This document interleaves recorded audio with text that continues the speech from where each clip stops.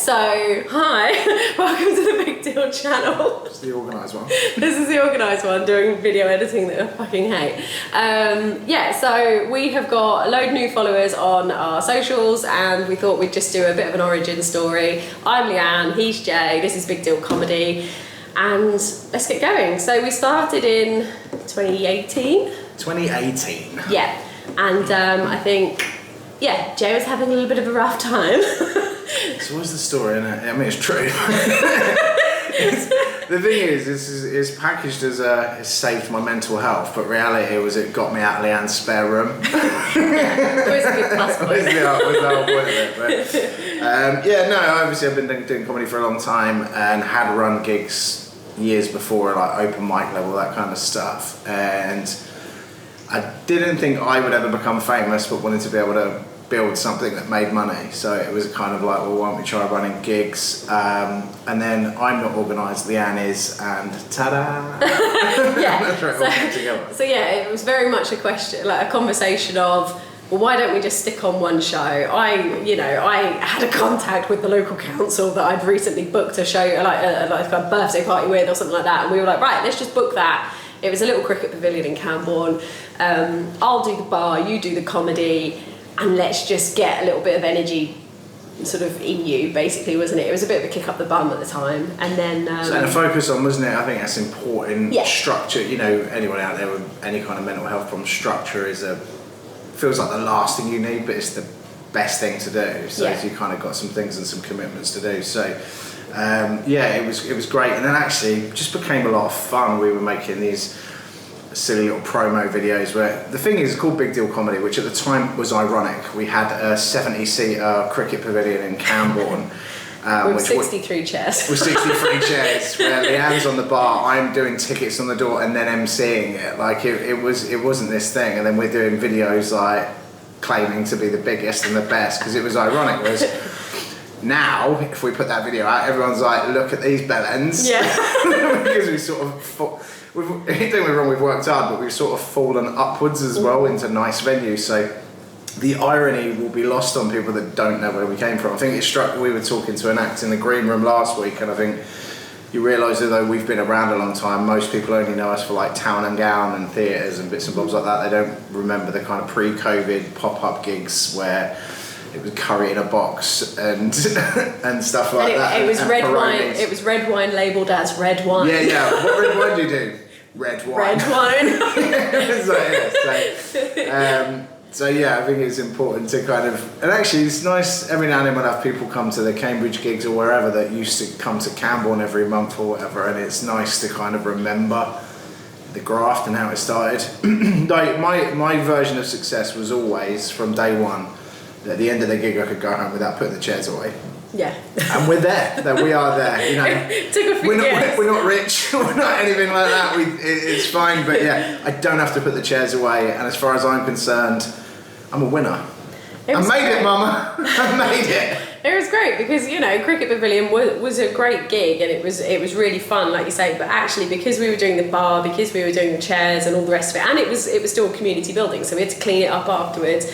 You'd sort of get there, you'd go to Booker's in the day about midday and sort of collect all the beers and the wines and things like that. Then you'd have to go home, and then you'd have to sort of get to the venue at 3. You'd be setting up the bar for a couple of hours. Then you'd do the show and have the fun, and then everyone would go off, wishing you sort of great success, and then you'd have to sort of stack 63 chairs up and mop the floors, and it was a bit of a come down after such a good night. Yeah, I think the worst example was when we did the 300-seater with Reg D. Hunter. It was the last gig we did in Cambourne because the venue we used to use wasn't available anymore, so we just booked this big venue out to do sort of a farewell to that place because it was our first place we had a venue. We get there like 4 o'clock to start setting up for an 8 o'clock show.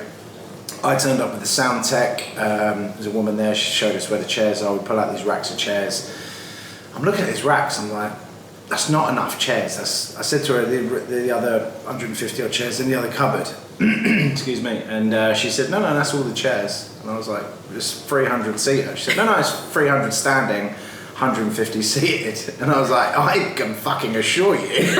There was an email saying you have 300 chairs. She was like, oh no. And I was like, this poor girl, I do feel bad, but in that moment, you're like, I said to her, I was like, you need to find me chairs or you end my business tonight. It's done. I can't tell 150 people they're standing, like it's going to go, it'll be like EasyJet comedy. Like, oh, you wanted a chair? That's another 30 quid. Like, it would have been mad. So, by chance, Camborne is a place where there's so many like community buildings attached to the council. So there was that cricket pavilion. There was like there's another like little bar thing. There's all these little venues. Weirdly, there's like 4 or 5 within the same area. It's not a huge area. And they've all got about 40 to 50 seats. Yeah, so we're running around in cars, the sound tech's helping, everything like that. We're grabbing out 10 chairs at a time. The woman was in this like little VW Polo or something, 4 chairs in at a time, but shooting all around the village doing it. We're literally at a point we're going to go door to door asking for dining room table chairs. Get the emergency chairs out. Emergency chairs out, yeah. People on sun loungers, right?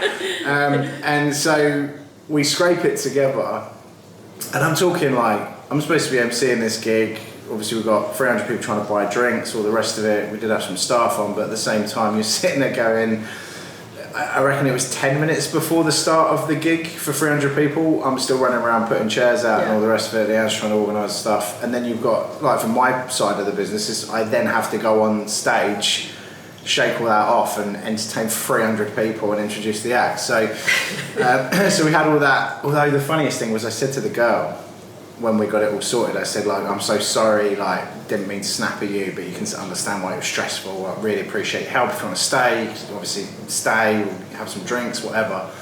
She goes, no, I've got a guy, I'm not even working today. And I was like, what do you mean you're not working? She said, no, they just asked me to come in and check the cleaning cupboard before something's happening tomorrow. So if she hadn't have gone and done it, that gig would have ruined us, because there would have been however many complaints, like it would have been all refunds or whatever. Yeah, we would have lost everything. But at the end of that night, see, obviously everyone's drinking. It was a great gig. Everyone's absolutely stormed it, act-wise. Feedback was incredible, and and then we're there till, I don't know, trying to clear out even the recycling from 300 drinkers over the course of the night. We're there probably till 1 o'clock in the morning cleaning up. Easily, yeah. With all the stressing around it. And then you'll just get acts going, God, 300 people drinking, your bar, you must have done all right. It's not bad for a couple of hours work. And you're like, yeah, cool, cheers. But I think that one, when you come off the, thank you everybody, good night, take care, blah, blah, blah. And then you walk off and you're like, clunk, clunk, only 298 chairs to go, clunk. Emptying all the beer bottles. Yeah, it's like, you can just drink, it smells stale beer coming out of bin bags and stuff like that. It was great. So yeah, I think that's, when you look back at those and you realise how much work used to go into it. COVID obviously killed most of those things off. It wasn't the same afterwards. So I don't get me wrong, I'm very grateful we're in purpose-built rooms now anyway. But I'm even more grateful we haven't got to turn like the sports hall into a comedy club for the night. It's very, very hard work. And anyone still does that. Like, we couldn't make it work again after COVID. We tried. Lots of venues just didn't pick up again. So yeah, massive respect to anyone who still does that, because it's so difficult. I'm not saying we'd never do it again, but it is really hard work. It's really few and far between now, I think. If you look at promoters, a lot of them are in a pub or a venue, like a proper venue now, aren't they? Whereas when we were doing it pre-COVID, there was a lot of sort of other promoters sort of trying to do similar to us, and sort of obviously in different areas and things. And like you say, sort of the drinking culture and the way that the world worked pre-COVID, it worked, and it worked great because everybody liked the fact that they could walk to their local venue, they could have a good few drinks and go home again. But after COVID, that panic of being in an enclosed room with 50 other people and eating and things like that, it just kind of killed it off. But that's where the business has changed though, because when we started it was like, we were your local club. Yeah. They knew me, they knew Leanne, they knew Kerry, who worked on the bar and stuff like that. So like, they knew us, they felt they had ownership of it it was their thing, it was their secret little escape once a month or whatever, and that's why we had so many loyal people coming back time and time again, and waiting lists and all that. And we still have that in Saffron Walden at Ferrycroft. That's been one of the original venues. Same people probably come we do it every couple of months, same people come, they always support it, they're always bang up for it, they're always lovely every time I see them. Leanne never goes, she's too big for that, but like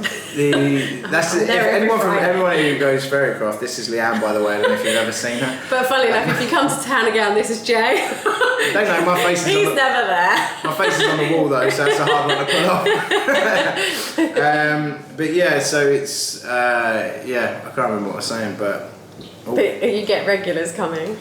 Yeah, regulars, and it was a community thing for them. So, and now it's changed where Shorter Fairycraft, we're a tourist attraction or a weekend event in Cambridge. We're a thing to do now, whereas it was the only thing to do when we started, but very specifically for those villages, those areas, and it was their sort of thing. So I do miss that we can't do that now, but the landscape of it's all different now of how people buy tickets and consume. With Town and Gannon, a theatre gig, obviously there's massive overheads to running something like that anyway, but you can rely on the fact that you may still shift tickets on Thursday and Friday of the gig. Whereas with the ones in community where you're paying everything out your own pocket, there's nothing to offset that. If you're getting a week or so before and you haven't done enough tickets, you have to think about pulling the gig, and that's and it's not. Then you can't build that following because you're not being reliable. The support isn't there, and you haven't got the word of mouth coming from the gig. So again, anyone who's still doing that, it's very, very difficult to do. It's very difficult to build and sustain because you'll have that first gig. A lot of the time, it will blow up. Yeah. And then the next time, lots of people are like, oh no, we've done that. And then a lot of people, weirdly enough, as a lot of acts will know, they don't understand that it's a different lineup every time. So in their head, it's like going to the cinema to see the same film twice. It's not, it's a completely different night, but they wouldn't necessarily know that. So it is very, very tricky to keep those things going.